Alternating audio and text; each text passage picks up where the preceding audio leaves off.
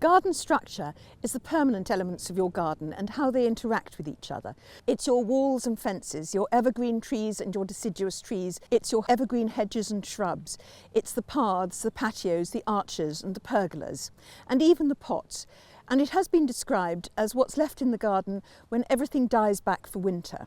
And that's why we're often urged to have good garden structure so that you've got something to look at in the winter.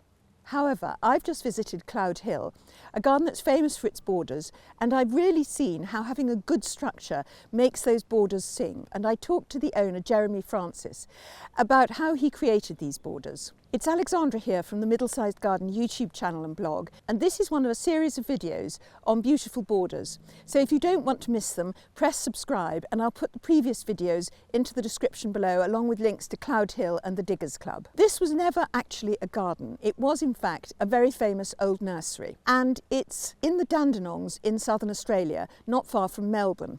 But the climate is very similar to what I experience in my southeast England garden, and I recognised quite a few plants that I grow, such as Cotinus, Verbena bonariensis, and other plants like that. But of course, garden structure goes beyond climate and zone and weather, because the rules are the same and the advantages are the same wherever you garden.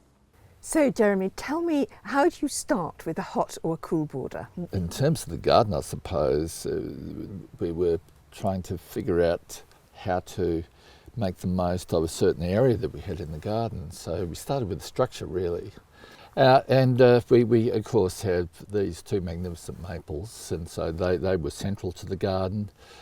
We had an area on the far side of the maples, a much larger area which we could use for the cooler colours. And so we devoted some 20 or something over 20 metres to the double borders for the warm colours and nearly 40 metres for the cooler colours. You enter the garden through the Diggers Club shop. You come into a small enclosed area, which was the first part of the garden he designed, with a pond and some very interesting contrasting hedging. And you then go down some steps to the 20 metres of the hot border and its hot, beautiful plantings. You then go up steps at the end of that and through an arch and into a patio or terraced area with a very distinctive urn in the middle, and that's like a sort of breather between the hot and the cool borders. And then there's another arch and you take steps down and you have a 40 metres cool borders, and at the very end another arch drawing you into the garden beyond, where it becomes less formal. These elements, the paths, the arches, the steps and the evergreen shrubs with the trees and the hedges behind, are really what makes these borders so successful. Another good tip from these borders is that Jeremy planted them along a north-south axis, which means that one border gets the morning sun, the other border gets the afternoon and evening sun, so they both get approximately the right amount of sun. And this means that they both grow to the sun in the same sort of way, and you don't get the problem with one border looking fine and the other border reaching out desperate for more sunlight. The beauty of that is you walk along the borders in the middle of summer and all the flowers are pointing at you. That's brilliant. I wondered how you'd manage that, because there is a disadvantage to it though. What's that? Well, you never have low light, so you never have those lovely backlighting effects. The thing to do is to start with what you've got when you're thinking about structure. Jeremy started from the mature trees that had been in the nursery since the early 20th century, imported from Europe, the United Kingdom and even Japan. There are some magnificent beeches and maples. Mature trees give a garden stature and depth and somehow scale. Of course, if you're not lucky enough to have a mature tree or trees in your garden, then you'll need to think about planting some trees for the structure. I've got a video on trees for small gardens which I'll put in the description below that might help. The next thing we'll look at perhaps is hedges. I had a question in the Middlesized Garden YouTube channel the other day which somebody said, can you plant an herbaceous border in front of a hedge? Actually, it's a brilliant place to plant a herbaceous border because that green background really shows off all the flowers. And the hedges at Cloudehill are mainly beech and hornbeam. Beech and hornbeam are technically not evergreen. Their leaves do die off when winter gets at all cold, but they stay on the plant and then they're pushed off by the foliage that emerges in spring. So actually you've got a sort of permanent coverage, and seeing the sunlight come through the hedging can be absolutely lovely. There's a part of the garden here at Cloudehill I particularly like because they've used fantastic foliage contrast, and in a sense foliage contrast, even if some of the plants are deciduous, is actually a very good part of structure for your border. Here he's got box osmanthus and beech hedges, all beautifully layered, and then in the foreground is this little temple covered in the Boston ivy. In the borders as well, there's very good foliage contrast with light citrusy green shrubs going next to dark red shrubs. And even if the foliage drops off in winter, foliage gives you an amazing amount of structure and colour in a border for months at a time when flowers don't. There are also evergreen shrubs which do a great deal to anchor these borders. When you step into the hop border, there are 3 Chinese plum yews on either side, cut very geometrically, and they really do anchor the planting. With the hedges, the arch, the steps and the path, the whole thing is beautifully layered and textured, and the planting just sings out. When you're planning a garden path, think about how it fits into the garden structure. I think one of the things that's very successful here is that they've chosen a very similar tone for the paths, for the brickwork on the walls, for the brickwork on the arches and for the pots. And it's all a sort of terracotta tone which fits beautifully with both the hot borders and the cool borders. Another theme you could think of could be stone-coloured paths, considering that we're probably going to be buying things at different times, that most of us build our gardens up rather than having everything done all at the same time.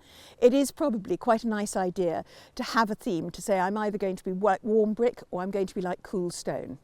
And although we think of structure as being permanent structure, pots, which are after all temporary, are a very good part of giving a garden structure if you don't feel it's got it. Here in the hot and cool borders at Cloudehill, there are a series of terracotta pots planted at intervals. They're actually planted up with structural plants such as evergreens like phormiums, and in that sense they've become a part of the structure of the border. But before you actually enter the borders, there are actually pots also that are planted up with lots of flowers in different colours and also different textures. And those are doing something quite different because those are standing in front of plain evergreen hedges. You can use pots in borders in different ways. So they've been used to create more structure in the Cloudehill borders. When I visited Robbie and Diane Perry's garden, they also had pots in their borders, which they planted up with flowers in order to fill gaps when flowering was a little bit low. So there's those 2 ways of using pots in borders. The arches really make wonderful punctuation points in these borders. And Jeremy has had them planted up with Virginia creeper or Boston ivy. And the thing is about Boston ivy is that it's absolutely wonderful, but if you plant it against your house, it can just race up and go around the guttering and go over the roof and become very hard to control. But actually planting it up arches like this and also up a pergola that he's got in another part of the garden means that it's much easier to keep under control because you're never actually having to cut it down from very high. You would still need to prune it about 2 or 3, possibly even 4 times a year.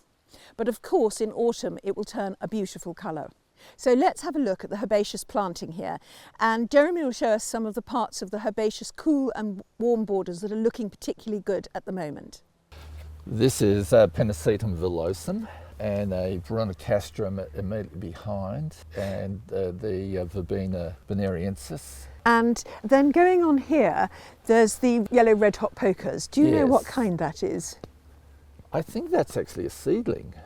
And below we have the Sedimortum joy, and actually a really interesting plant, which is very annoying. It looks like an alyssum, but it's a lobularia, which is a perennial version of the alyssum. But it looks identical, except it's a far superior plant. Annoying for nurseries because they have to charge a conventional perennial price for it because it's rather slow to propagate. And so something people think they should pay $1 for, they have to pay $20 for. And why? It looks the same. But when you plant it, you see why. It's just magnificent. And this is a lovely combination, the Verbena bonariensis, and what is this one? This is Pennisetum orientale tall tails, although it's most probably an orientale cross with a hybrid, with a tropical. Yeah. It's a hybrid with a good deal of vigour and getting up good height. This whole business of graduated heights in plants, whether you put everything tall at the back and everything short at the front, well, up to a point, yes, but it's nice to have the occasional tall plant at the front and just break it up a little bit. With the warm borders, of course, the Cephalotexus actually achieve that. Yes.